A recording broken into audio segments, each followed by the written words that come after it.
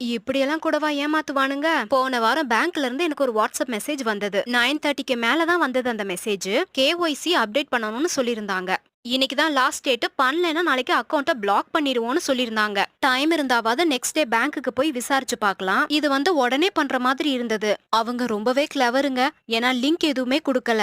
ரொம்ப நல்லவங்க மாதிரி நீங்க பிளே ஸ்டோர்ல இருந்தே ஆப்ப டவுன்லோட் பண்ணிக்கலாம்னு சொல்லிருந்தாங்க. எப்படி பண்ணணுங்கிற ஸ்டெப்ப கீழ இருக்க ஃபைல ஓபன் பண்ணி பாத்துக்கோங்கன்னு சொல்லிருந்தாங்க. அது பார்க்கவும் ஃபைல் மாதிரி தான் இருந்துச்சு. சரின்னு கிளிக் பண்ணேன். அப்ப போன்ல இருந்து ஒரு வார்னிங் வந்தது. இந்த லிங்க் சேஃப் கிடையாது, நீங்க ஓபன் பண்றீங்களா அப்படின்னு வார்னிங் மெசேஜ் வந்தது. அப்பதான் இது லிங்க்னு எனக்கே தெரியும். ஃபைல் மாதிரியே இருந்துச்சு. ஆனா அது உண்மையில லிங்க் தான். லிங்க நம்ம டச் பண்ண மாட்டோம்னு அவனுங்களுக்கே தெரிஞ்சிருக்கு. அதனால ஃபைல் மாதிரி கொடுத்திருந்தானுங்க. பேங்கோட வெப்சைட்டுக்கு போய் பார்க்கும்போது கேஒய்சி எல்லாம் அப்டேட் பண்ணி தான் வச்சிருந்தோம். இனிமேட்டு அன்னோன் நம்பர்ல இருந்து வந்தாலும் சரி, பேங்க்ல இருந்து வந்தாலும் சரி ரிப்ளை பண்ணவே பண்ணாதீங்க. நீங்க ப்ரௌனி ஆர்டர் பண்ணணும்னா கொடுத்திருக்க வாட்ஸ்அப்புக்கு மெசேஜ் பண்ணுங்க.